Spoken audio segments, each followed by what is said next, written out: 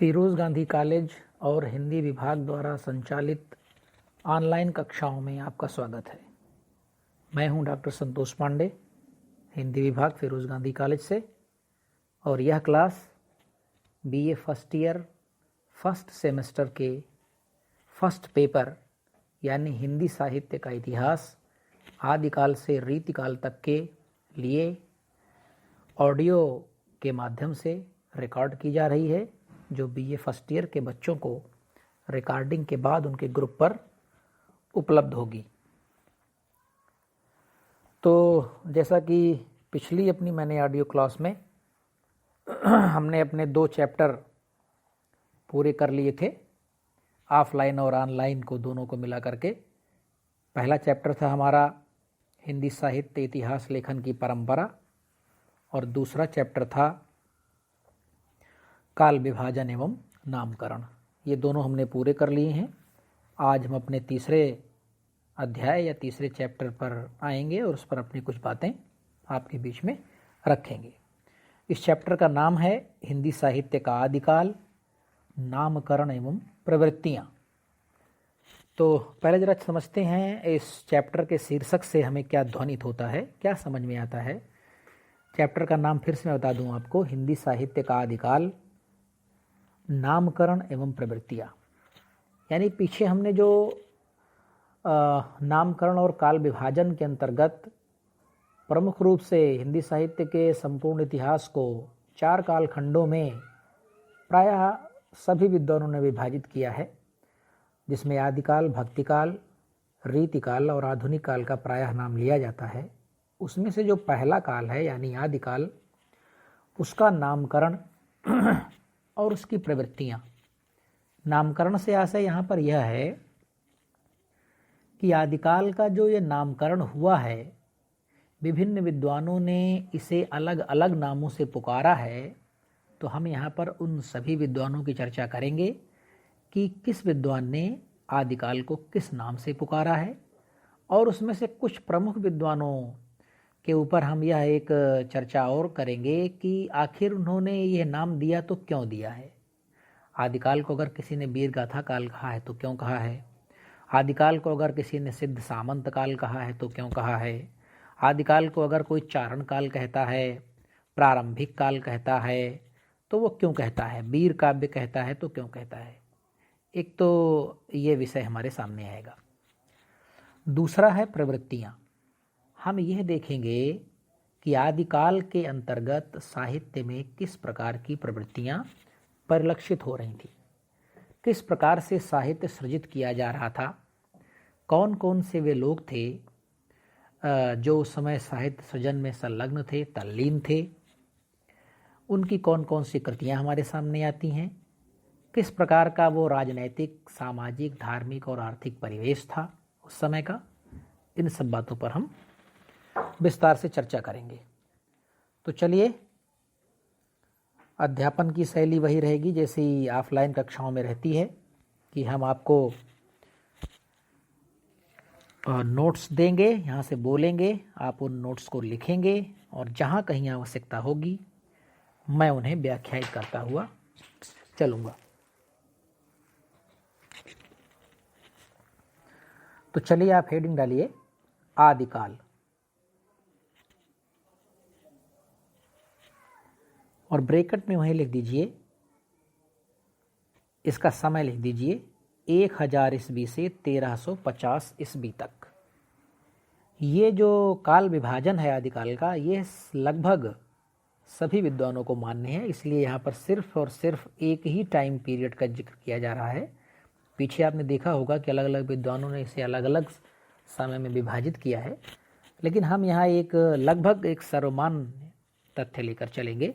तो इसलिए हम आदिकाल लिखेंगे, आदिकाल, और ब्रैकेट में उसका समय लिखेंगे 1000 ईस्वी से 1350 ईस्वी तक। अब हम अपने पॉइंट्स पर आएंगे। पहला पॉइंट आप लिखेंगे,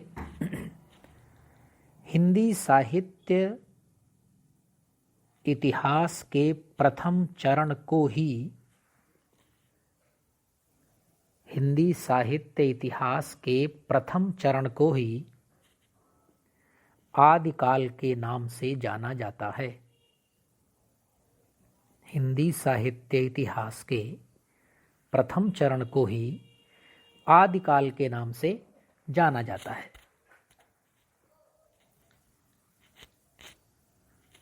दूसरा बिंदु लिखेंगे, इस चरण को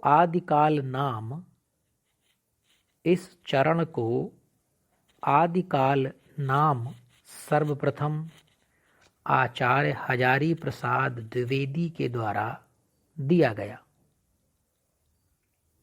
आचार्य हजारी प्रसाद द्विवेदी के द्वारा दिया गया। पीछे आपको शायद याद आ रहा होगा कि जब हम काल विभाजन, नामकरण और साहित्य इतिहास लेखन की परंपरा पढ़ रहे थे तो वहाँ इस बात पर चर्चा हुई थी। और जब आचार्य हजारी प्रसाद द्विवेदी के ग्रंथों की चर्चा हो रही थी हिंदी साहित्य इतिहास लेखन की परंपरा में, तो वहाँ ये बात आई थी कि आचार्य हजारी प्रसाद द्विवेदी ने हिंदी साहित्य के प्रथम चरण को आदिकाल के नाम से उसे अभिहित किया था या संकेतित किया था या कहा था। चलिए दूसरा बिंदु लिखेंगे, भारतीय राजनैतिक दृष्टि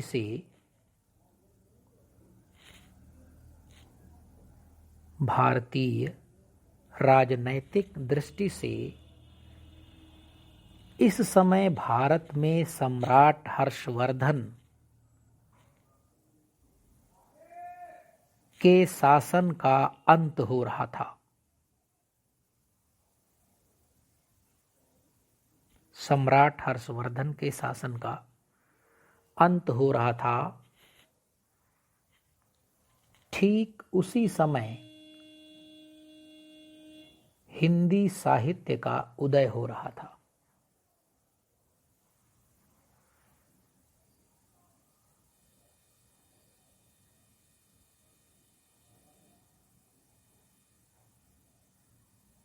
ठीक उसी समय हिंदी साहित्य का उदय हो रहा था। नेक्स्ट पॉइंट लिखेंगे, आरंभ में इस चरण में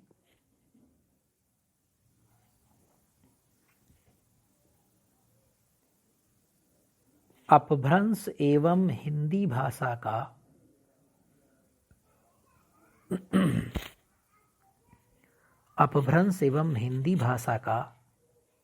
सम्मिलित प्रयोग किया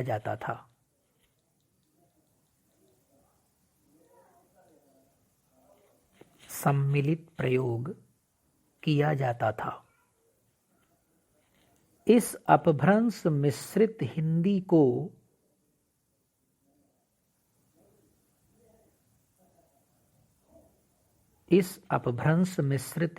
को विभिन्न विद्वानों ने अलग अलग नामों से पुकारा है। इस अपभ्रंश मिश्रित हिंदी को विभिन्न विद्वानों ने अलग अलग नामों से पुकारा है। अब हम यहाँ पर लिखेंगे, उस विद्वान का नाम लिखेंगे और उसके आगे डैश करके ये लिखेंगे कि उस विद्वान ने ये जो अपभ्रंश और हिंदी का एक मिश्रित स्वरूप चल रहा था इस युग के प्रारंभ में, उसे किन किन अलग अलग नामों से पुकारा है। तो आप दो कॉलम बनाएंगे, एक तरफ लिखेंगे विद्वान का नाम और दूसरी तरफ लिखेंगे अपभ्रंश मिश्रित हिंदी का नामकरण। एक तरफ लिखेंगे, लेफ्ट हैंड साइड में लिखेंगे विद्वान का नाम, बीच में एक लंबी पड़ी रेखा खींचेंगे और राइट हैंड में लिखेंगे अपभ्रंश मिश्रित हिंदी का नामकरण।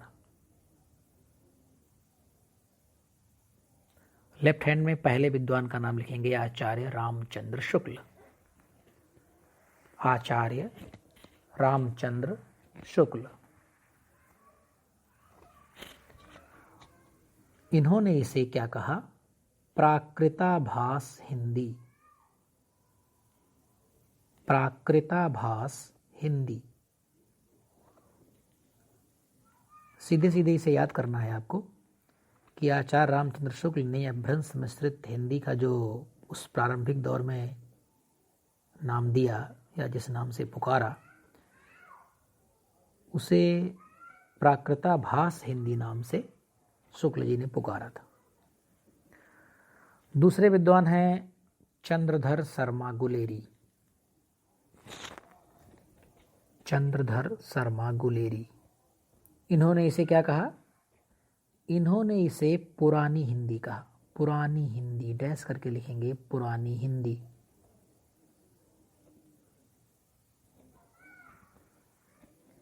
तीसरे विद्वान हैं आचार्य हजारी प्रसाद द्विवेदी।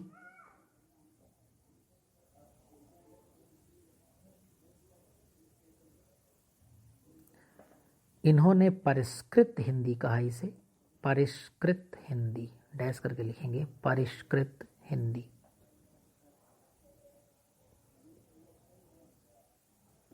चौथे विद्वान कवि हैं विद्यापति। विद्यापति मैथिल के बड़े कवि माने जाते हैं विद्यापति। इन्होंने इसे कहा देसिल बैना। देसिल बैना, बैना मतलब बैन या वचन, देसिल बैना।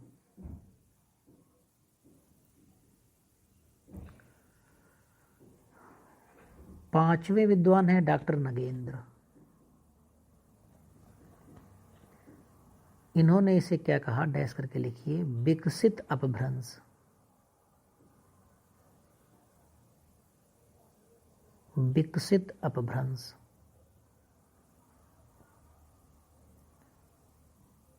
छठवें और अंतिम विद्वान का नाम लिखेंगे हम डॉक्टर भोला शंकर व्यास।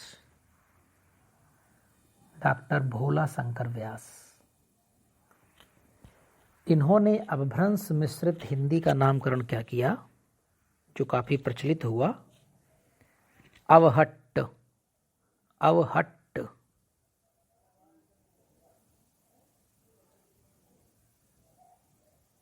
डॉक्टर भोला शंकर व्यास डैश करके लिखेंगे अवहट्ट। चलिए अब हम आते हैं अपने अगले तथ्य पर, अगले पॉइंट पर। आप हेडिंग डालेंगे आदिकाल का नामकरण। आदिकाल का नामकरण। हम यहाँ पर ये दिखाने वाले हैं कि आदिकाल को किस विद्वान ने किस नाम से पुकारा, या उसका कौन सा नाम रखा और क्यों रखा। सभी विद्वानों के विषय में हमें चर्चा नहीं करेंगे। आपके सिलेबस में जो निर्धारित सिलेबस, निर्धारित पाठ्यक्रम है, उसके अंतर्गत जिन जिन विद्वानों की चर्चा हुई है, सिर्फ उन्हीं के बारे में बात करेंगे। लिखेंगे तो हम लगभग सभी को, लेकिन चर्चा हम कुछ ही लोगों के बारे में करेंगे। तो चलिए, आपने लिख लिया होगा आदिकाल का नामकरण, डैश करके नीचे पहला बिंदु लिखेंगे, विभिन्न विद्वानों के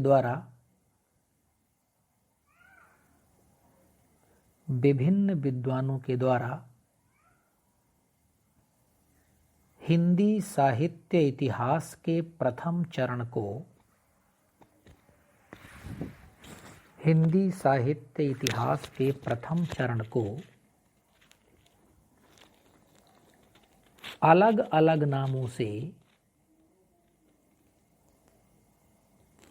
पुकारा गया। अलग अलग नामों से पुकारा गया।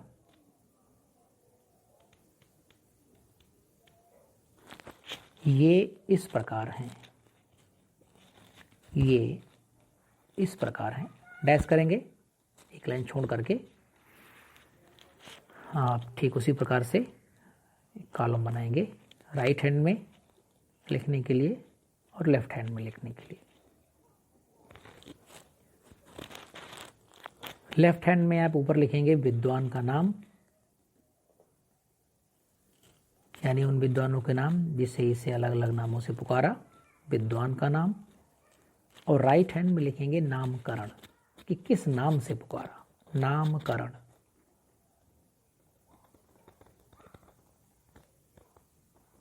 तो पहले हम सारे नाम लिख लेंगे सभी विद्वानों के, कि उन्होंने किस नाम से पुकारा, और फिर उसमें से कुछ के ऊपर हम अपनी बात रखेंगे कि आखिर क्यों ऐसा कहा।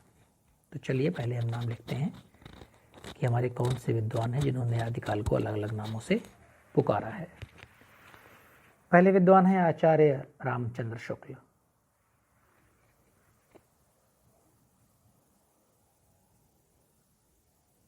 आचार्य रामचंद्र शुक्ल इन्होंने इसे कहा वीर गाथा काल। डैश करके लिखेंगे हम वीर गाथा काल। वीर गाथा काल इन्होंने इसे क्यों कहा, इस संबंध में मैंने काफ़ी विस्तृत चर्चा की थी अपनी ऑफलाइन क्लास में, आपको अगर याद आ रहा होगा तो। लेकिन फिर अभी हम दोबारा उस समय में थोड़ा संकेत करेंगे आपको।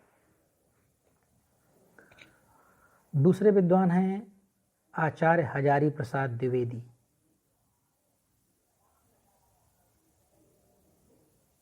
आचार्य हजारी प्रसाद द्विवेदी, डैश करके लिखेंगे आदिकाल।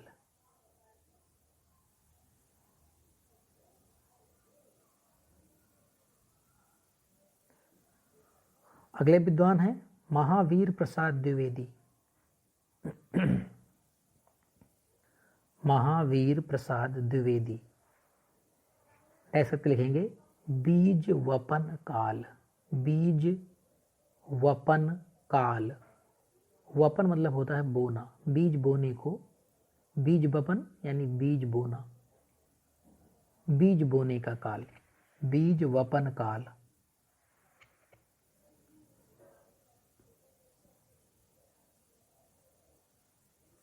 चौथे विद्वान है राहुल सांकृत्यायन। राहुल सांकृत्यायन, इन्होंने इसे कहा सिद्ध सामंत काल। सिद्ध सामंत काल।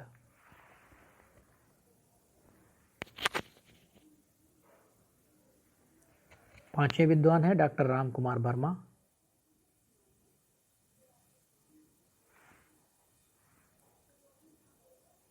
डॉक्टर राम कुमार वर्मा, डैश करके लिखेंगे संधिकाल एवं चारण काल। इन्होंने इसे दो नाम दिए, एक नाम दिया इसे संधिकाल और दूसरा नाम दिया इसे चारण काल।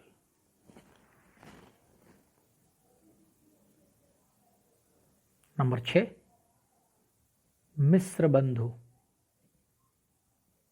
आपको याद आ रहा होगा साहित्य इतिहास लेखन की परंपरा में मिश्र बंधुओं की चर्चा की गई थी। इनके इतिहास ग्रंथ का नाम था मिश्र बंधु विनोद। इन्होंने इसे क्या कहा, डैश करके लिखेंगे आरंभिक काल। मिश्र बंधु, डैश करके लिखेंगे राइट हैंड में आरंभिक काल। सातवें विद्वान है डॉक्टर गणपति चंद्र गुप्त। गणपति चंद्र गुप्त,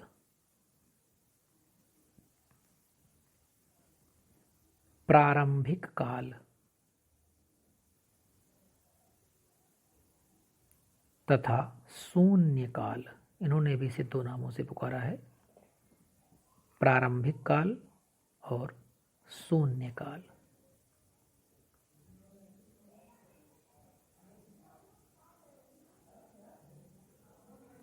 आठवें विद्वान डॉक्टर रमाशंकर शुक्ल रसाल। डॉक्टर रमाशंकर शुक्ल रसाल, जय काव्य काल।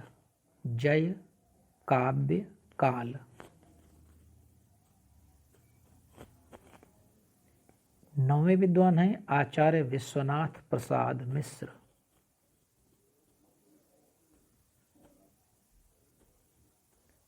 इन्होंने इसे कहा वीर काल। वीर काल। नंबर 10 श्याम सुंदर दास। अपभ्रंश काल। अपभ्रंश काल। नंबर 11 चंद्रधर शर्मा गुलेरी। इन्होंने भी इसे अपभ्रंश काल कहा। Number 12 doctor Dhirendra Verma.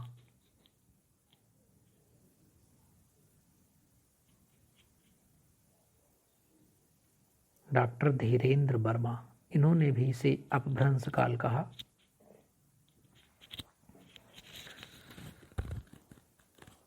तेरहवें विद्वान हैं डॉक्टर बच्चन सिंह।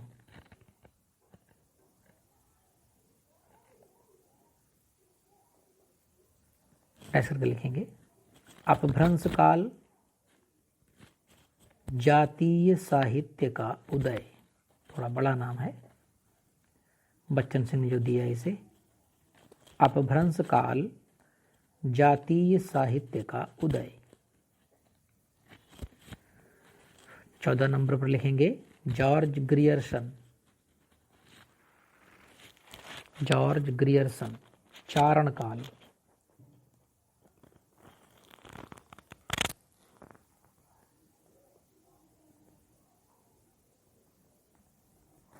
नेक्स्ट लिखेंगे राम खेलावन पांडे,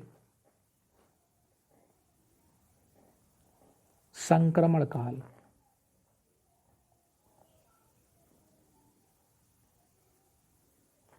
डॉक्टर हरिश्चंद्र वर्मा, संक्रमण काल। इन्होंने भी संक्रमण काल कहा, राम खेलावन पांडे की तरह। मोहन अवस्थी, मोहन अवस्थी के आगे लिखेंगे डैश करके आधार काल।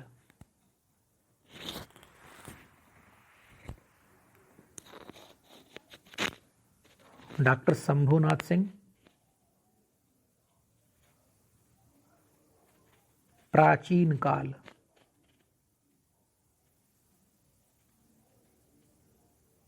और अंतिम नाम है वासुदेव सिंह, उद्भव काल। उद्भव काल।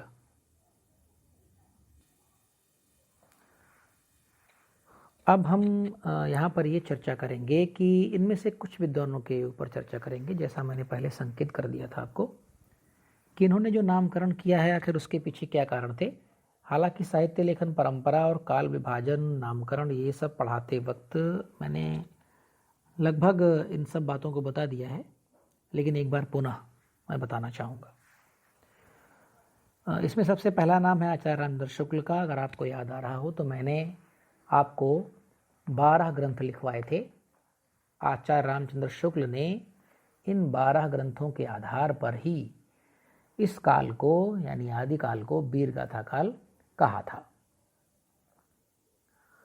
बाद में जब तमाम तरह के शोध हुए, नई नई रिसर्चेज हुई, कुछ नवीन तथ्य सामने आए, तो उसमें से ये मालूम चला कि जिन 12 ग्रंथों को आधार मान करके आचार्य शुक्ल जी ने इसे वीरगाथा काल कहा था, उनमें कई रासो ग्रंथ थे। उनमें खुमान रासो, बीसलदेव रासो, हम्मीर रासो, विजयपाल रासो, पृथ्वीराज रासो, आपका आल्हा खंड, जगनिक का परमाल रासो, इस प्रकार के तमाम रासो ग्रंथ थे। और अन्य भी एक आध दो ग्रंथ थे, और कुल मिलाकर के 12 ग्रंथ थे। लेकिन जब इन पर खोज हुई तो पता चला कि इनमें तमाम ऐसी रचनाएं थीं जो परवर्ती रचनाएं थीं, यानी जिस समय को शुक्ल जी ने माना था कि ये जिस समय में लिखी गई होंगी, अनुमान किया होगा, वे काफ़ी बाद में लिखी हुई पाई गई। तमाम रचनाएं इसमें फर्जी भी पाई गई, जिनका कोई अस्तित्व ही नहीं है, वे आज तक उपलब्ध नहीं हुई। तो इसलिए वीरगाथा काल आचार्य शुक्ल जी द्वारा जो नाम दिया गया था, यह संदेह की स्थिति में चला गया और पूरी तरह से इसे माना नहीं गया। तो आचार्य शुक्ल जी ने जो इसे वीरगाथा काल कहा, उसके पीछे वे उस समय के वे जो 12 ग्रंथ थे वही थे। मूल रूप से उन्हीं को आधार मान करके शुक्ल जी ने इसे वीरगाथा काल कहा था। उसके बाद हम आते हैं आचार्य हजारी प्रसाद द्विवेदी पर। आचार्य जी ने इसे आदिकाल कहा, लेकिन आदिकाल कहने के तुरंत बाद ही इन्होंने एक संदेह भी जाहिर किया था, और खुद वो लिखते हैं इस संबंध में कि यह नाम भी विवाद से परे नहीं है, इस नाम में भी तमाम तरह के विवाद हैं। हाँ, ये जरूर है कि अन्य जितने भी नाम हैं उनमें सबसे ज़्यादा क्लियर कट, सबसे ज़्यादा साफ, सबसे ज़्यादा उस समय के जो करीब नाम है, जो ज़्यादा एप्रोप्रिएट है, जो ज़्यादा उचित है, वह आदिकाल है। तो इसलिए इस नाम को प्रायः सभी विद्वान ऐसा मानते हैं कि यह जो आदिकाल नाम है, यह सबसे श्रेष्ठ नाम है, सर्वोचित नाम है। इसके बाद आते हैं राहुल सांकृत्यायन, जिन्होंने इसे सिद्ध सामंत काल कहा। अब सिद्ध सामंत काल कहने के पीछे आपका जो मत था वो ये था कि इस काल में जो भी साहित्य प्राप्त होता है उसमें सिद्धों का लिखा जो साहित्य है वह प्रधान है। मैंने आपसे चर्चा की थी सिद्धों के बारे में कि जब महात्मा बुद्ध द्वारा जो धर्म था, बौद्ध दर्शन, बौद्ध धर्म, उसके काफ़ी बाद कुछ मतांतर हुए, कुछ आपस में मत वैभिन्न हुआ और उस दो टुकड़ों में बट गया। एक हीनयान हो गया और एक महायान हो गया। महायान से तात्पर्य था कि इसमें स्त्रियों का प्रवेश था और अन्य तमाम तरह की क्रियाएं होती थीं, लेकिन हीनयान वो पूरी तरह से बौद्ध दर्शन से ही अनुप्राणित रहा। बाद में यही महायान वज्रयान में बदल गया। वज्रयान में बदलने के बाद जो लोग इसमें आए वे सब कहलाए वज्रयानी, और इन्हीं वज्रयानियों को कहते हैं सिद्ध।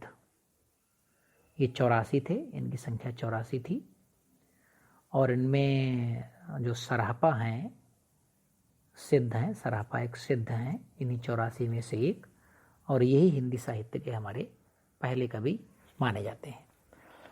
तो जो सिद्ध सामंत काल कहने के पीछे जो तर्क दिया राहुल सांकृत्यायन जी ने वो यही था कि चूंकि इस काल में सिद्धों का जो साहित्य है वो प्रधान रूप से लिखा गया। सिद्धों का हर तरफ, सिद्धों का यहाँ पर हर तरफ चर्चाएं थी उनके साहित्य की, और इस आधार पर उन्होंने प्रेरणा लेकर के इसका नाम सिद्ध रखा होगा। लेकिन इसमें एक और नाम आता है सामंत, सिद्ध सामंत काल। अब सामंत में जो काल में जो सामंत शब्द है, ये सामंत शब्द तत्कालीन राजनैतिक परिस्थिति से उपजा हुआ शब्द है, क्योंकि उस काल में तमाम ऐसे ग्रंथ लिखे गए जिनमें सामंतों की बड़ी झूठी सच्ची कहानियाँ, उनकी शौर्य गाथाएँ, उनके युद्धों का वर्णन बड़े ऊटपटांग तरीके से किया गया उनको प्रसन्न करने के लिए।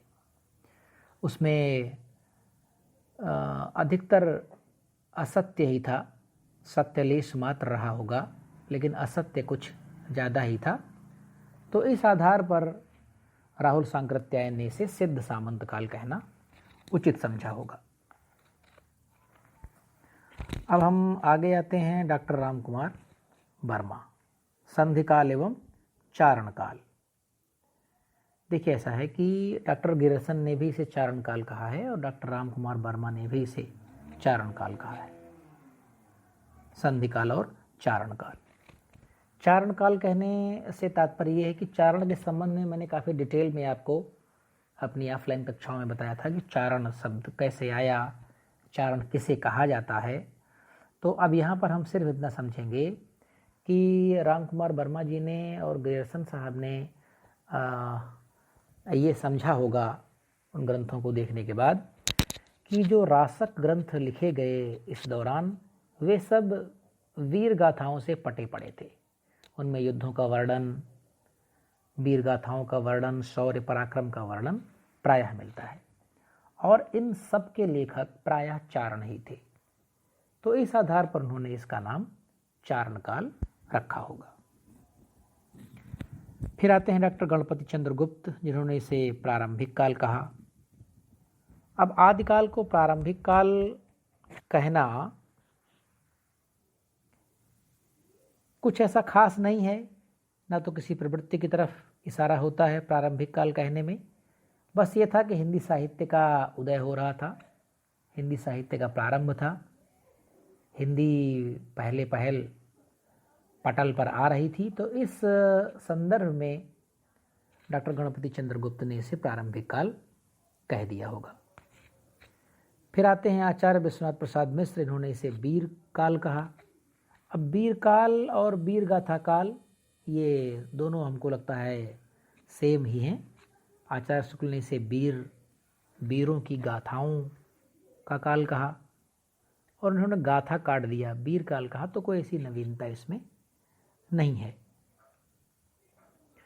बाकी रामखेलावन पांडे ने इसे संक्रमण काल कहा। संक्रमण काल इसलिए कहा कि इसलिए कहा होगा कि इस समय तमाम प्रकार के विरोध और ऐसे संक्रमण चल रहे थे। ऐसा संक्रमणकालीन यह युग था कि साहित्य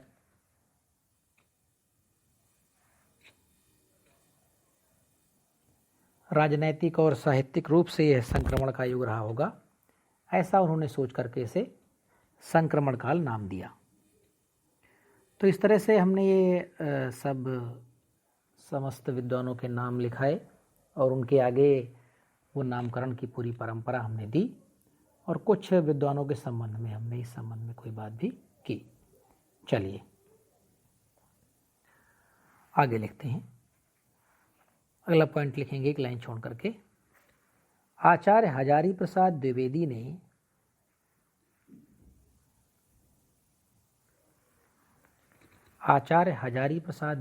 ने आदिकाल को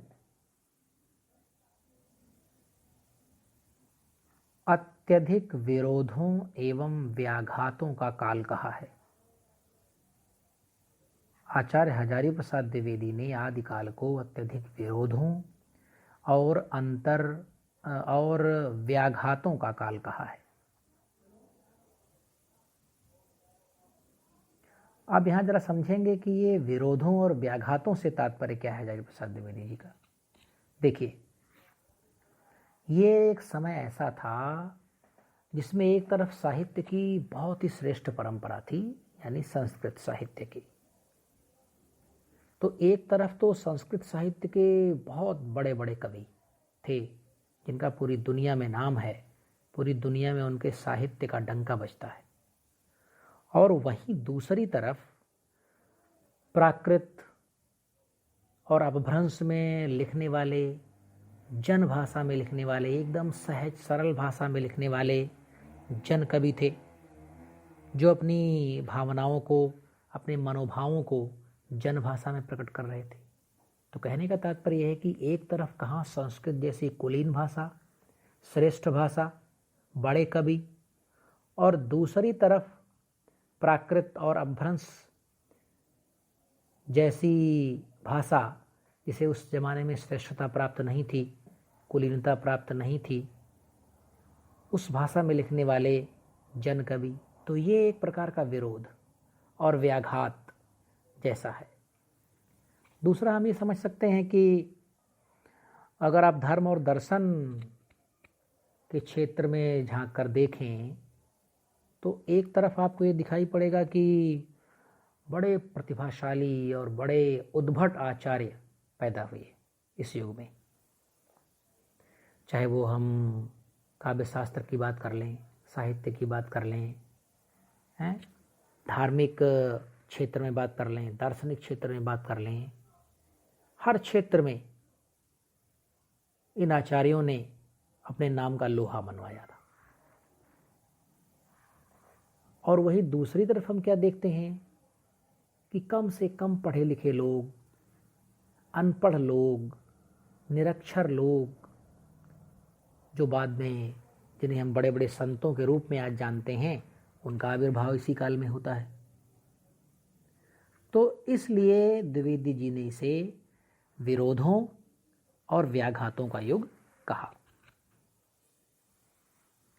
चलिए अगला पॉइंट लिखते हैं। आदिकालीन साहित्य में मुख्य रूप से दो प्रकार की शैली प्रचलित थी। आदिकालीन साहित्य में मुख्य प्रकार से काव्य लेखन की दो प्रकार की शैलियां प्रचलित थीं। पहली शैली थी पिंगल शैली, पिंगल, और दूसरी शैली का नाम है डिंगल। नाम सुना होगा शायद कभी आपने, पिंगल, डिंगल। पिंगल शैली क्या है, जरा लिखते हैं, 1 मिनट लिखिए। पिंगल, पिंगल शैली, और डैश करके लिखेंगे इसमें। अपभ्रंश मिश्रित ब्रज भाषा को, अपभ्रंश मिश्रित ब्रज भाषा को पिंगल शैली के नाम से जाना जाता है।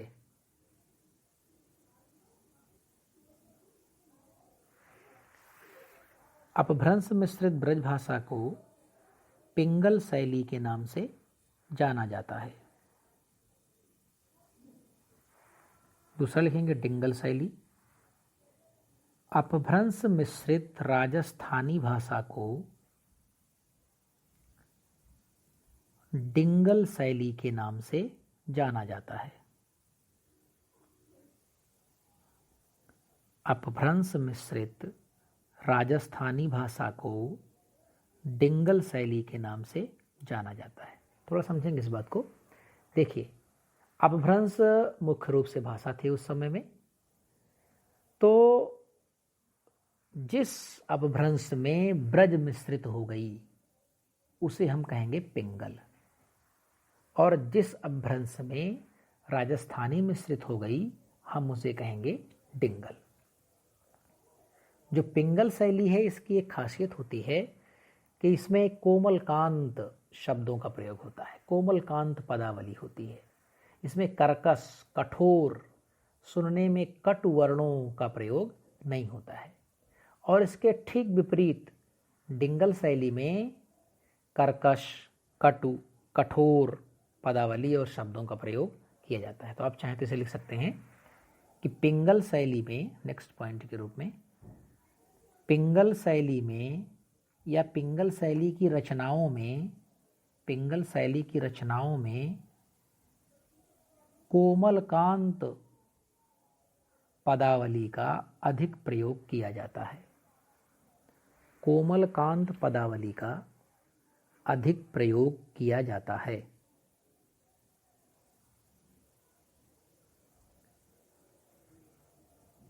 जबकि डिंगल शैली में, जबकि डिंगल शैली में कठोर, कर्कश एवं कर्णकटु, कर्णकटु यानी कानों को जो सुनने में कठोर लगे, कटु लगे, कर्णकटु पदावली का प्रयोग किया जाता है। डिंगल शैली की रचनाओं में कठोर, कर्कश एवं कर्णकटु पदावली का प्रयोग किया जाता है। ठीक है, चलिए एक लाइन छोड़ करके एक हेडिंग लिखेंगे हम, आदिकालीन साहित्य की प्रमुख प्रवृत्तियां। आदिकालीन साहित्य की प्रमुख प्रवृत्तियां।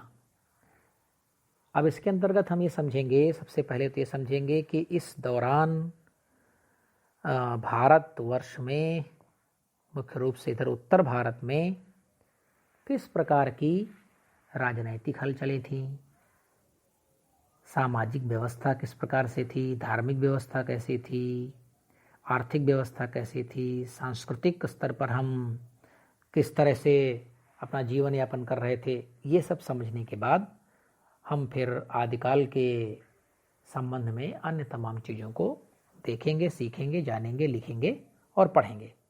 फिलहाल ये क्लास यहीं पर समाप्त होती है और अगली क्लास में हम शीघ्र ही आपसे मिलेंगे।